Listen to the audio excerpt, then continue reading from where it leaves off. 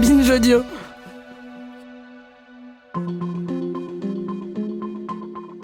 Imaginez un présentateur télé ultra célèbre.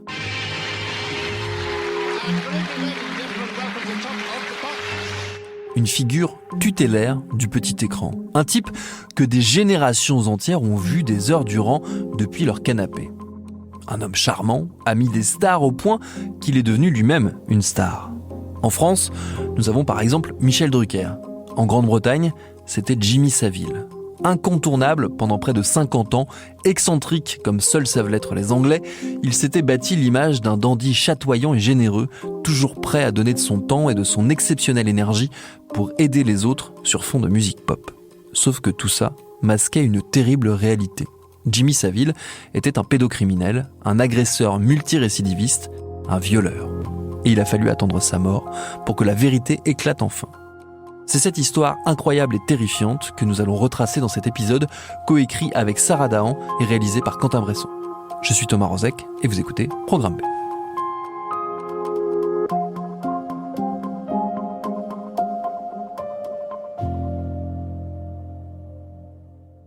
Attention, cet épisode fait mention de violence et de pédocriminalité.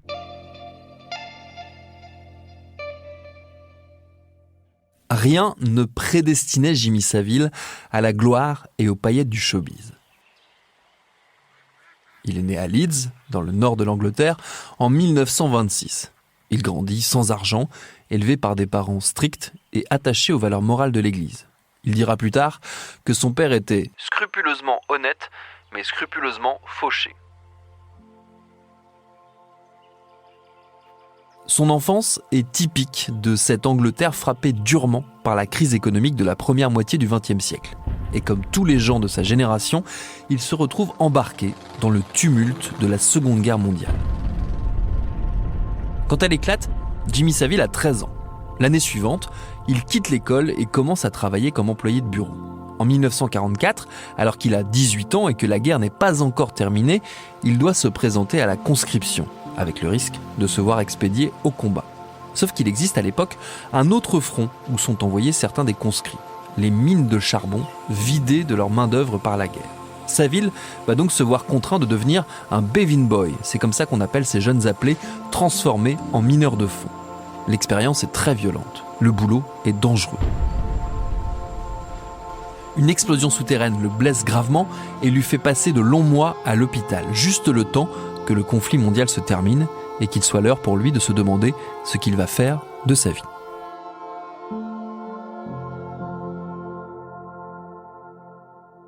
Comme le raconte le très complet documentaire de Netflix Jimmy Savile, un cauchemar britannique, il fait alors le choix de se consacrer à sa passion, la musique.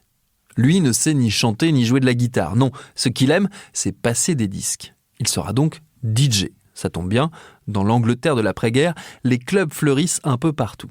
Le pays, éprouvé, a besoin de se distraire et d'oublier les années noires. La jeunesse tout entière se jette dans le plaisir des soirées dansantes.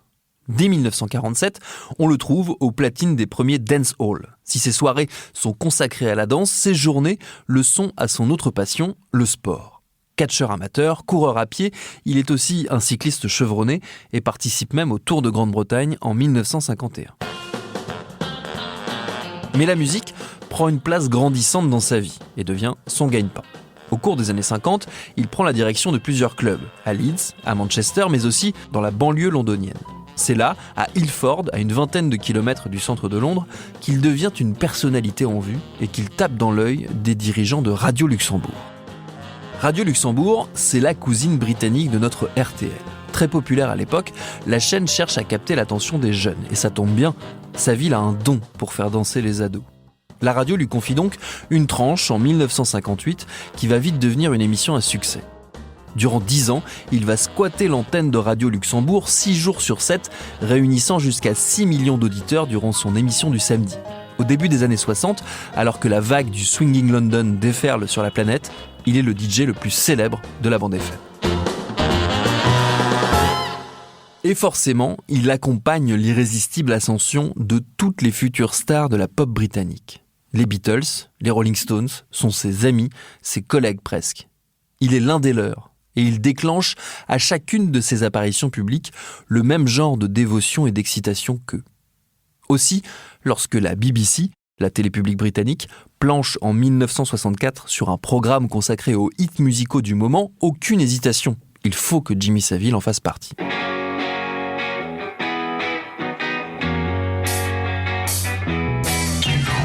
C'est donc lui qui ouvre l'antenne de la légendaire émission Top of the Pops le 1er janvier 1964. Un programme culte animé à tour de rôle par un panel de présentateurs. Tous les jeudis soirs, sans exception, l'Angleterre se branche sur BBC One pour voir les artistes les plus en vue se produire. La plupart du temps en playback, certes, mais tout de même. Les Supremes, Jimi Hendrix, les Who, Simon & Garfunkel, sans oublier évidemment les Stones et les Beatles. La liste des groupes et des musiciens qui investissent la scène de l'émission rien que dans ces 3 premières années a de quoi filer le tournis. Parmi les animateurs, Savile est le chouchou du public et le restera tout au long des 20 ans qu'il va passer au sein de l'émission. S'il a un tel succès, c'est grâce à son style inimitable. Là où la télé des années 50 a instauré la figure barbante du présentateur en costume cravate, cheveux bien peignés et accent snob, Savile est tout le contraire. Les cheveux longs, blond peroxydé, l'air complètement dépenaillé, il cultive son image de mec du peuple en revendiquant, par exemple, son accent du nord de l'Angleterre, vu comme plus authentique que le parler des beaux quartiers londoniens. Ou encore en arborant des joggings de couleur vive, des lunettes de soleil et en se trimballant en permanence avec un cigare à la bouche. Savile est une rockstar de la télé et il en a le look. En parallèle de cette activité télévisuelle échevelée, il quitte Radio Luxembourg pour Radio One. Cette chaîne, créée par la BBC en 1967, a pour objectif une nouvelle fois de parler à la jeunesse. Rien d'étonnant donc à ce qu'on y retrouve Jimmy Savile, lui qui est si populaire auprès de la nouvelle génération. D'ailleurs, son émission Speakeasy se donne pour objectif de donner la parole à cette dernière. L'occasion pour Savile d'être en permanence entouré de jeunes gens, que ce soit dans les studios de radio ou dans ceux de Top of the Pops, où se ruent des dizaines d'ados chaque semaine. Lui semble tout à fait dans son élément au milieu de ses gamins. Un peu trop dans son élément même. Au point que d'étranges rumeurs commencent à circuler. Dès la fin des années 50 et le début des années 60, on trouve des allusions à son goût, semble-t-il, prononcé pour les très jeunes femmes, voire les jeunes filles. La police reçoit des signalements, aucun ne fera l'objet d'une enquête et rien ne sera rendu public avant les années 2010. Il faut dire que Savile, en plus d'être une très influente personnalité médiatique, s'est fait une image de bon samaritain qui le rend quasiment intouchable. Sa vie de philanthrope, il la met très tôt en scène. Dans les médias, on se fait l'écho de la générosité de ce monsieur très célèbre qui donne de son temps pour aller travailler comme simple brancardier à l'hôpital de Stoke Mandeville dans la grande banlieue de Londres. Les hôpitaux, c'est le terrain de prédilection de Savile. Des années durant, il organise des levées de fonds et des événements caritatifs pour soutenir tout un tas d'institutions de santé publique à travers le Royaume-Uni. On le voit aussi régulièrement participer à des marathons et à des manifestations sportives, toujours dans le but de récolter de l'argent pour financer ici une aile dédiée à la pédiatrie, là un programme de recherche sur la colonne vertébrale ou carrément une clinique dédiée aux personnes handicapées. Forcément, cette hyperactivité philanthropique donne des idées à la BBC, qui lui confie un nouveau programme en 1975. Baptisé Jim Will Fix It, en VF Jim va gérer ça, l'émission est simple. Savile reçoit des centaines de lettres d'enfants et d'adolescents de tout le pays, lui faisant état de leur vœu le plus cher. Et lui se charge de le réaliser. Ça n'est plus un simple bon samaritain, il devient carrément le Père Noël, et il va le rester pendant près de 20 ans, l'émission étant diffusée jusqu'en 1994. 2 décennies de télé, durant lesquelles Savile va tour à tour donner le volant d'une Aston Martin à un jeune admirateur de James Bond, emmener un fan d'Iron Maiden rencontrer ses idoles, ou encore embarquer un groupe de scouts pour un goûter en haut d'un grand 8. Sa popularité ne faisant qu'augmenter, elle va lui ouvrir les portes d'un autre monde, celui de la politique et de la famille royale britannique. Il s'affiche régulièrement aux côtés du très puissant couple que forment encore le prince et la princesse de Galles, Charles, l'actuel roi d'Angleterre, et Diana, évidemment. Le prince Charles n'hésite pas à dire qu'il consulte régulièrement Savile sur les questions de santé publique dont il serait, selon lui, l'un des plus fins connaisseurs. La proximité avec le couple princier est telle que selon Dickie Arbiter, qui fut longtemps l'attaché de presse de la famille royale, Saville aurait même servi de conseiller conjugal informel à Charles et Diana lorsque le spectre du divorce commença à pointer le bout de son nez. Parmi ses puissants amis, on trouve aussi l'incontournable Margaret Thatcher. Celle qui fut première ministre du Royaume-Uni de 1979 à 1990, a tissé de nombreux liens de proximité avec Saville, qui se vantera plus tard d'avoir passé plusieurs réveillons de Noël avec la famille Thatcher. Une affirmation démentie par ces derniers. Toujours est-il que c'est une nouvelle fois via la démultiplication de ses actions caritatives qu'il entre dans le cercle rapproché de la femme la plus puissante du pays après la reine. Thatcher, durant les années 80, se démène pour faire en sorte que son protégé soit anobli, justement, par la reine. Et c'est là que les rumeurs de pédocriminalité refont surface. Robert Armstrong, qui dirige le comité d'évaluation chargé des décorations, reçoit des témoignages inquiétants sur Saville. Et il s'alarme du fait que sa vie privée, comme on dit hypocritement à l'époque, ne vienne ternir l'image des institutions britanniques. Armstrong va faire barrage plusieurs années durant, mais il finira par céder. En 1990, Saville est fait chevalier, il devient Sir Jimmy Saville. Et comme s'y attendait Robert Armstrong, les accusations de pédocriminalité ressurgissent. À l'occasion de la remise de son titre prestigieux, en 1990, Jimmy Saville est interviewé par la journaliste Lynn Barber pour The Independent. C'est la première à mettre les pieds dans le plat et à lui demander de répondre aux rumeurs persistantes qui affirment qu'il aime les petites filles. Saville s'en sort par une pirouette. Je suis dans le business de la pop, qui vise les adolescents. Donc, quand je vais quelque part, je suis entouré de jeunes. Les tabloïds ne se rendent pas compte que les jeunes filles en question ne se rassemblent pas autour de moi à cause de moi. C'est parce que je connais les gens qu'elles aiment, les stars. Quelqu'un qui observe ça de loin pourrait se dire « Regardez ces jeunes filles qui se jettent sur lui », alors qu'en réalité, c'est exactement le contraire. Je ne les intéresse pas.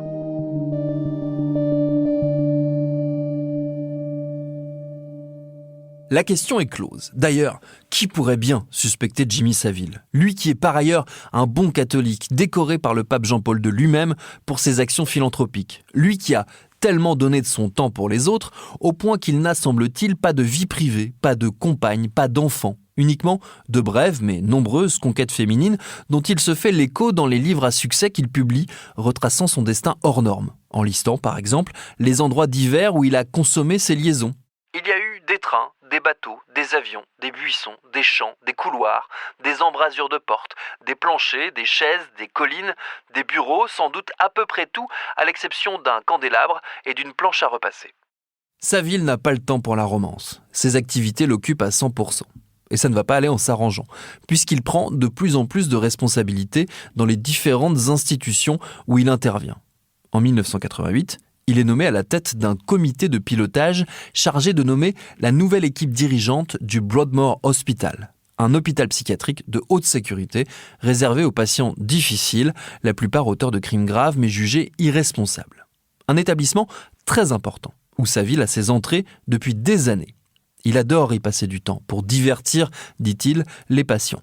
Il y est tellement impliqué que le directeur de l'hôpital lui installe un appartement au sein de l'institution avec son propre jeu de clés qui lui permet de s'y balader comme bon lui semble et y faire ce qui lui plaît.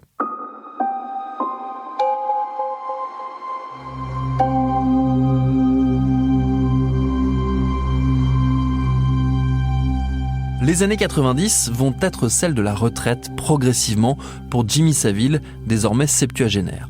Mais il est toujours présent dans le paysage médiatique. On l'aperçoit régulièrement dans des émissions à succès, où il surjoue à merveille son rôle de sympathique vétéran des glorieuses 60s. Consécration suprême, alors qu'il avait inauguré la toute première édition de Top of the Pops, c'est également lui qui est aux manettes pour le dernier numéro de l'émission, le 30 juillet 2006. Il est sorti de sa retraite pour faire la fermeture de l'émission. Jimmy Saville en fut l'animateur vedette. Hier, c'est lui-même qui a tiré le rideau sur 42 ans de Top of the Pops. À 80 ans, il incarne la gloire passée des grandes heures de la pop sur le point de s'éclipser. Il a l'auguste honneur de symboliquement éteindre les lumières du fameux studio. Le symbole est double, puisque lui aussi s'apprête à plonger dans la noirceur la plus totale.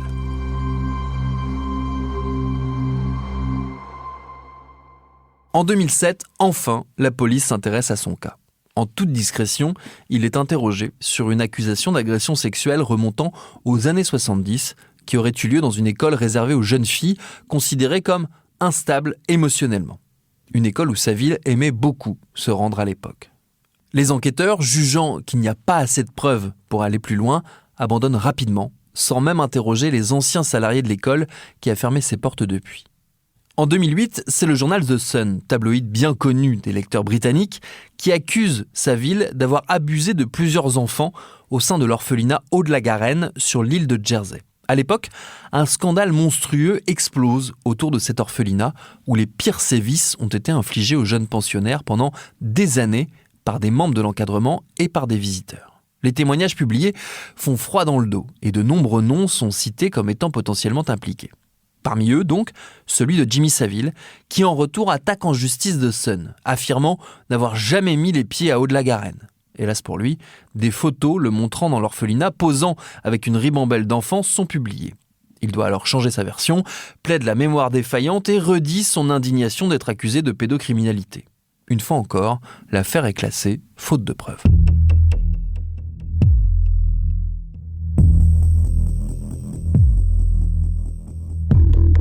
Veteran broadcaster Jimmy Savile has died at the age of 84. He will be best remembered for his children's TV show Jim'll Fix It, which ran for almost 20 years on the BBC and drew in huge audiences.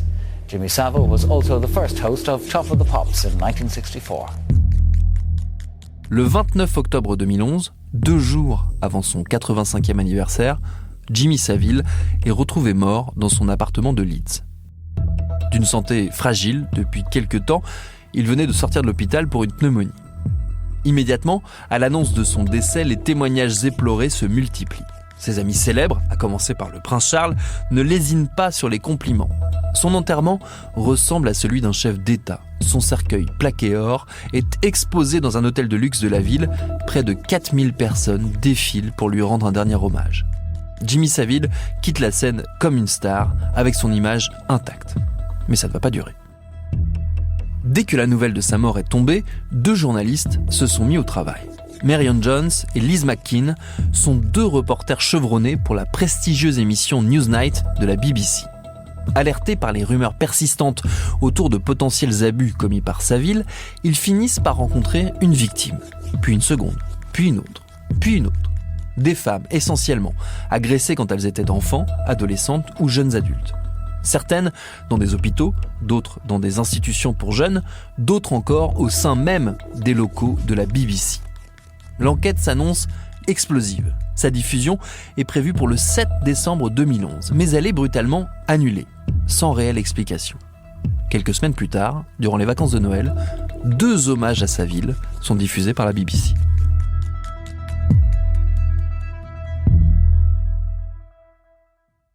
Heureusement, l'histoire ne s'arrête pas là.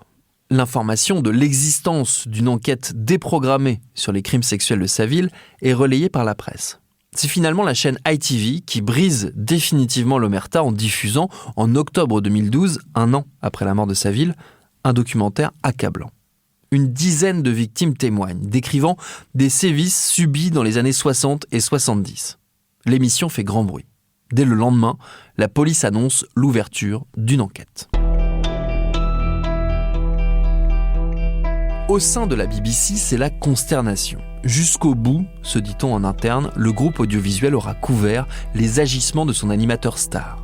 De vieilles histoires remontent. On retrace des signalements au sein de la BBC remontant aux années 60, jamais suivis d'effet. On déterre des enregistrements à peine croyables, comme cette interview de Johnny Rotten, le chanteur des Sex Pistols et de Public Image Limited. En 1978, il est interviewé par BBC Radio 1, la chaîne où officie Saville. Et il dit « Je voudrais buter Jimmy Saville. C'est un hypocrite. Il trempe dans tout un tas de trucs tordus, tout le monde est au courant, mais personne n'a le droit d'en parler. Je suis sûr que tout ça va être coupé au montage. » Et de fait, l'extrait sera supprimé de l'interview. Sommé de s'expliquer, le patron de la BBC s'excuse publiquement, puis nomme une ancienne magistrate à la tête d'une commission d'enquête sur les pratiques du groupe durant les années où Saville y officiait. En parallèle, un rapport est commandé sur les raisons qui ont poussé Newsnight à déprogrammer son enquête. ses conclusions sont révoltantes. Des pressions ont bien été exercées en interne pour tuer les révélations dans l'œuf. L'équipe à la tête de l'émission est obligée de démissionner. Dès le mois de novembre 2012, les policiers chargés du dossier Saville annoncent qu'ils sont face à une affaire hors norme. Sans doute l'une des pires en termes de pédocriminalité qu'ait connue la Grande-Bretagne. Près de 450 victimes sont répertoriées sur des décennies, principalement des jeunes filles, mais aussi des enfants ou des personnes âgées. Les enquêteurs suspectent Saville de s'être livré à des actes de nécrophilie sur des cadavres des morgues des hôpitaux où il avait un accès illimité. La liste de ces crimes est à vomir. Et comme si ça ne suffisait pas, le dossier Saville met aussi en lumière la faillite complète des institutions. Qu'il s'agisse de la BBC donc, où les débordements de Saville étaient couverts par sa hiérarchie, qu'il s'agisse aussi du NHS, le système de santé publique britannique, où personne n'a jamais pris au sérieux les signalements des patients ou des soignants, qu'il s'agisse encore de la police qui n'a jamais donné suite à ces accusations, qu'il s'agisse enfin de la couronne britannique, du Parti conservateur ou de l'Église catholique, qui tous ont été à un moment alertés et qui tous ont détourné les yeux. Saville a bénéficié d'un laisser-faire proprement incroyable. Et les cris d'orfraie de ceux qui furent jadis ses amis, jurant leur grand Dieu qu'il n'avait jamais rien vu, jamais rien su, qu'il avait réussi à berner tous ceux qui ont croisé sa route, ne convainquent pas grand monde. Elles sont d'autant moins entendables que les investigations sur le cas Saville ont mené à l'ouverture d'une très vaste enquête sur la pédocriminalité britannique, l'opération U-Tree. Une vingtaine de personnes ont été arrêtées, la plupart condamnées, certains, comme l'ex-popstar Gary Glitter ou l'ancien animateur télé Dave Lee Travis, appartenaient au même monde que Saville et l'avaient côtoyé de très près. En janvier 2013, un rapport intitulé « Giving Victims a Voice » donner une voix aux victimes est publié. Il reprend le fil des révélations sur Saville et sur ses agissements. Ses conclusions, là encore, sont consternantes. Il est maintenant établi que Saville a agi au vu et au su de tous, usant de son statut de célébrité et ses activités de charité pour obtenir un accès libre à des personnes vulnérables, et ce pendant 6 décennies. Pour des raisons diverses, la grande majorité de ces victimes ne se pensaient pas autorisées à parler. Et il est clair que les rares qui ont osé le faire ont vu leurs témoignages rejetés par des figures d'autorité, incluant des parents et des soignants. Mais qui savait ? Et qui a couvert qui ? De nombreuses questions restent en suspens. Et si les langues se sont déliées, si les témoignages ont pu enfin émerger et si plusieurs institutions ont en partie fait leur autocritique, toutes les zones d'ombre laissées dans le sillage de Jimmy Saville n'ont pas encore été éclaircies. Merci à Sarah Dahan qui a co-signé le texte de cet épisode de Programme B, un podcast de Binge Audio préparé par Charlotte Bex, réalisé par Quentin Bresson. Tous nos épisodes, les anciens comme les nouveaux, sont à retrouver sur toutes vos applis de podcast préférées. Cherchez-nous sur Internet si vous voulez nous parler. Et à très vite pour un nouvel épisode.